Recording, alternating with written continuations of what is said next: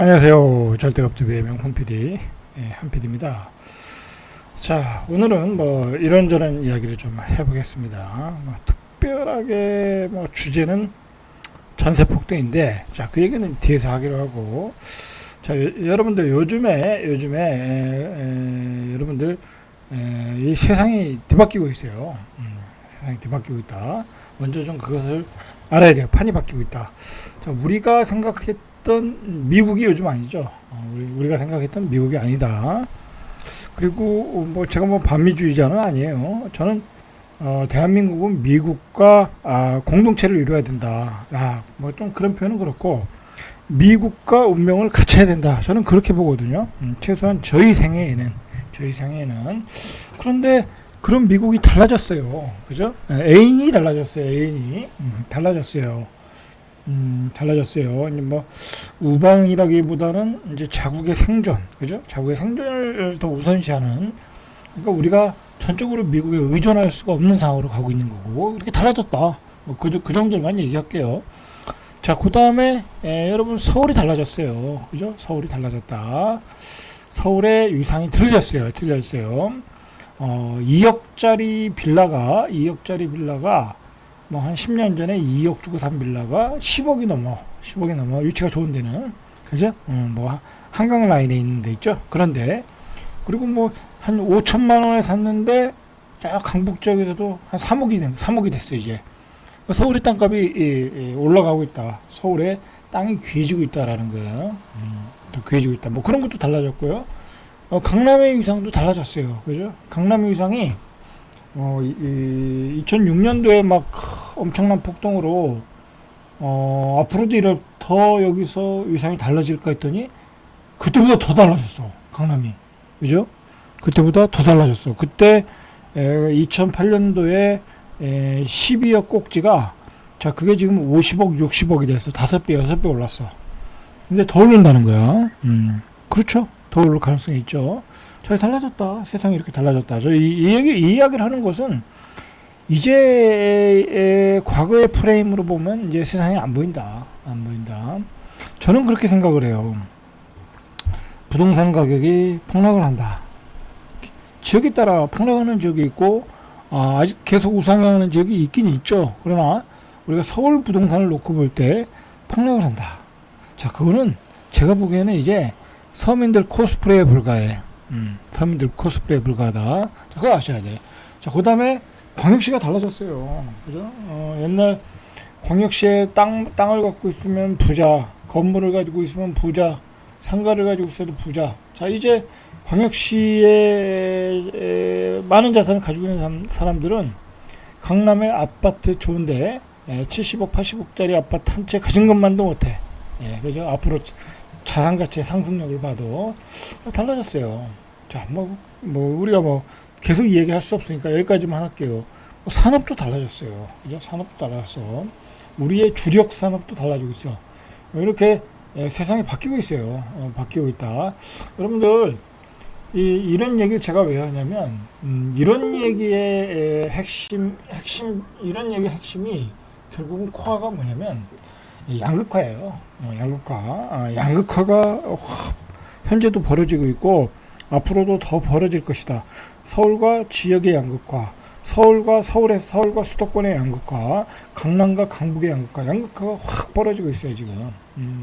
그건 여러분들 유튜브를 보면 알잖아요. 그죠? 요즘 유튜브가 부자들의 라이프 스타일들을 그대로 보여주잖아요. 부자들의 사는 집도 구석구석 들어가서 보여주잖아요. 그죠? 그들의 생활도 어떻게 달라졌는가를, 어떻게 살고 있는가를 보여주잖아요. 그죠? 양극화가 벌어지고 있어요 지금. 그게 앞으로는 더 벌어질 것이다. 자, 그 초조감으로 서울의 아파트, 고급지 아파트를 빚내서 마구 사러 들어가는 거야. 그죠? 똘똘한 한 채로. 다른 곳은 다 폭망한다. 자, 그런 내용들이 여기 다 들어가 있는 거예요. 그죠? 자, 이런 상황에서요, 또 우리에게 큰 문제가 생겼어요. 인구 소멸이라는 문제도 있고요. 그 다음에 정치적인 구도도 바뀌었어요. 바뀌었어. 옛날에는 여든 51대 49, 52대 48, 53대 47. 자, 그랬잖아요. 그죠? 여와 야와 균형감을 이루면서, 어떻게, 뭐랄까요. 우리 정치 체제를 유지했던 거죠. 자, 그런데 지금은 어때요? 그죠? 지금의 여당의 지지율은 몇 프로라더라? 뭐, 54%. 야당의 지지율은 뭐, 한 30한 2%. 그 정도. 너무 차이가 나는 거야.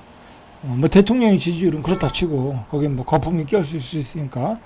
여당과 야당의 지지율이 너무 차이가 나는 거야. 그러니까, 이 지금의 보수당에 실망한 사람들이 다 이렇게 그냥 중도로 돌아선 거죠.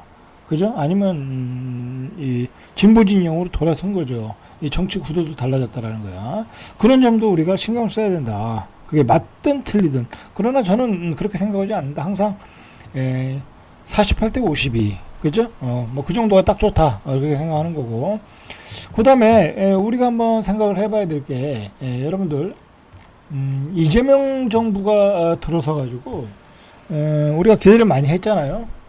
어떤 중도 노선, 그죠? 실용주의 노선을 기대했는데 이재명 정부가 지금까지 내놓은 정책을 보면 이재명 정부가 가지고 있던 민주당의 색깔대로 나오는 것 같아. 그죠? 여러 가지. 뭐 기본적으로 과세 정책, 소비 기본소득 주장, 기본소득 주장은 지금 소비 쿠폰으로 일부 실현을 하고 있는 거고요. 그동안 강조했던 걸 하고 있는 거야. 그 다음에, 그, 과세 정책. 뭐, 증세 없는 복지는 없는 거니까. 그리고 증세의 봉색이 드러났고요, 이미. 그래서 이미 코스피 시장은 한번, 상승세가 확실히 꺾였고, 앞으로 어떻게 될지 모르지만, 꺾였고, 그죠? 나왔고. 그 다음에, 또 뭐가 있죠?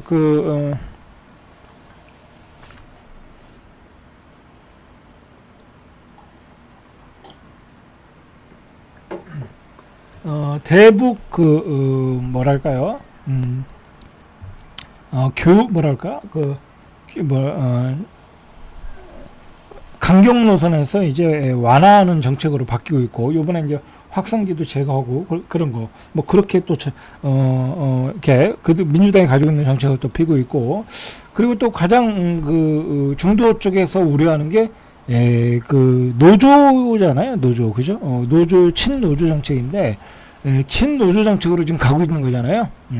노란 봉투법. 그죠? 노란 봉투법. 그런 정책들. 그 다음에 계속해서 나오는 어떤, 복지 정책들. 뭐 그런 것들이 계속해서, 애초에 이재명 정부가 가지고 있던 정책들을 그대로 이렇게 표현되고 있다, 실행되고 있다라는 거죠. 그런 점에 대해서 좀 우려가 있겠죠. 뭐 그런 거에 대해서 우리가 뭐 여기서 옳다 그러다 얘기할 필요는 없고, 역시 그런 쪽으로 가고 있다. 최소한 친기업 정책은 아닌 것 같다. 실용주의 노선은 아직 보여주지 못하고 있다. 뭐 그런 것 같아요. 그런 쪽에서 그게 부동산으로 연결된다고 하면, 그리고 부동산 정책도 굉장히 뭐랄까요, 뭐 규제가 강화되는 정책으로 갈 수밖에 없는 거죠. 뭐 내일 이야기하겠지만 전세 대출도 규제한다고 그러고, 전세 대출도 이제 앞으로 규제한다고 그러고, 그다음에 이미 서울 수도권에서의 DSR 규제 또는 6억 이상의 대출은 또 규제를 하고 있고, 그로 인해서 전세 가격이 지금 폭등을 하고 있고, 이제 집 살 산 사람이 안 사니까, 집값이 안 오른다고 하니까, 앞으로도 안 오르고 더 떨어진다고 하니까 집을 안 사겠죠. 그러면 전세 매물이 귀한 거야. 그죠? 전세 매물이 귀한 거야. 그러다 보면 안 그래도 이 전세 갱신권 때문에 갱신 계약을 하다 보면 전세 매물이 안 나와. 안 그래도 지금 공급이 굉장히 모자르거든요. 공급이 굉장히 모자라는 상태에서 전세 계약자들은 전세 갱신을 계속 하고 있어. 그러니까 전세 매물들이 더 안 나와. 그 전세 수요는 더 많고. 그래서 지금 전세 매물이 품귀로 들어왔다라는 거예요. 품귀로. 수도권에서 아파트 전세 매물이 품귀 현상을 보여주고 있다. 서울은 물론 경기 인천에서 1000가구가 넘는 단지에서도 전세 매물이 아예 없는 상황이 벌어졌다. 그러니까 갱신을 하는 거죠. 갱신하니까 전세 매물이 더 안 나오고, 서울 수도권은 젊은 부부들이 계속 들어오잖아요. 그죠? 그 사람들이 원하는 주택에 전세 매물이 안 나오고 있다는 거야. 자, 그래서 부동산 빅데이터 업체 아실에 따르면 서울 아파트의 전세 매물이 23,344건, 지난해 비해서 12.7%가 감소됐다. 자, 이는 2022년 이래 가장 낮은 수치인데, 전세 물건이 2023년 55,823건까지 늘었던 것과 비교하면 3년 만에 반토막이 났다. 3년 만에 반토막이 났다. 그 뭐예요? 이유가 뭐예요? 매매를 안 하고, 그죠? 전세 살고, 그리고 공급이 모자르고, 그 다음에 전세 갱신으로 계속 살고 있고, 결국은 서울 수도권에 집중되는 그 인구의 집중에 공급이 모자른 거, 거기다가 매매 대출 규제, 뭐 그런 여러 가지 복합 요인이 생겨가지고 지금 전세 가격이 폭등하고 있다라는 거죠. 자, 이 문제는 뭐냐면요, 전세 가격이 폭등을 하면 당연히 이제 월세 가격도 폭등을 하겠죠. 전세가 없으니까 월세 수요가 늘어날 거란 말이야. 그러니까 서울에서 사는 사람들이 이제 더 소비하기가 더 어려운 거야. 이제 주거 비용으로 더 많은 돈이 지불할 가능성이 있다는 거죠. 자, 전세 매물이 아예 없는 단지도 대단지도 많이 늘어나는 추세인데, 보시죠. 어디가 그런가? 서울 송파구 문정동 문정 레미안 1696가구, 송파구 장지동 송파더 센트럴 1139가구. 자, 이렇게 대단지 단지에 매물이 하나도 없다라는 거야. 중량구 신내동 신내우디안 1단지 1402가구, 은평구 응암동 백년산 SK뷰 1305가구 등에는 에도 전세 매물이 없다. 자, 도봉구 쌍문동 삼익세라믹 1541가구, 서초구 우면동 세초 네이처힐 3단지. 자, 이런 여러 단지 1000가구가 넘는 단지에서 전세 매물이 각각 한 개, 거의 없다라는 거죠. 그죠? 거의 없다. 전세 매물이 귀하다. 자, 그 원인은 앞에서 얘기했듯이 계약 갱신권의 사용. 그죠? 자, 그래서 임대차 3법을 폐지해야 된다. 자, 그런 얘기를 했었죠. 근데 그게 맞는 것 같아요. 그죠? 이렇게 되니까 전세 매물이 안 나와. 그죠? 안 나오니까 전세 가격이 폭등해. 자, 오히려 서민들을 위해서 만든 법이 오히려 서민을 옥죄고 있다. 그렇게 판단할 수 있겠죠. 자, 그리고 보통은 이제 신규 주택들 입주할 때 매물들이 전세로 나오는데, 결정적으로 이제 신규로 입주하는 아파트에 전세입자들이 대출 받아서 들어오잖아요. 자, 그걸 맞출 수가 없어 이제. 그거 법으로 못 하겠잖아요. 그죠? 등기가 안 된 아파트에, 신규 입주 아파트에 전세자금 대출 받아서 들어와야 되는데 은행에서 대출이 안 나와. 그죠? 그러니까 결정적으로 전세 가격이 폭등을 하고 있는 거죠. 자, 이게 지금 이재명 정부가 들어서고 부동산 대책의 첫 번째 정책이 대출 규제인데, 벌써 대출 규제의 후유증이 전세 가격 폭등으로 나타나고 있어요. 그죠? 전세 가격은 앞으로 계속 올라갈 가능성이 있어. 자, 그렇게 된다면 또 갭 투자들이 극성을 부리겠죠? 그죠? 갭 투자들이 또 극성을 부려요. 자, 그렇게 되면 또 집값이 올라갈 수 있겠죠? 또 반복되고 있는 것 같아. 과거에 좌파 정부에서 진행됐던 것들이 반복되고 있고, 그리고 가장 걱정되는 것은 역시 민주당 정부의 색깔은 바뀌지 않는구나. 그죠? 친노조 정책. 그죠? 그리고 기업들의 친화적이지 않은 정책, 그 다음에 대출 규제, 뭐 여러 가지 그런 정책들로 인해서 결국은 시장은 또 뭐랄까요, 또 가격이 전세 가격 폭등을 통해서 또 매매 가격 폭등으로 이어질 수 있는 그런 수순으로 가고 있는 게 아닌가, 심히 걱정이 되네요. 그죠?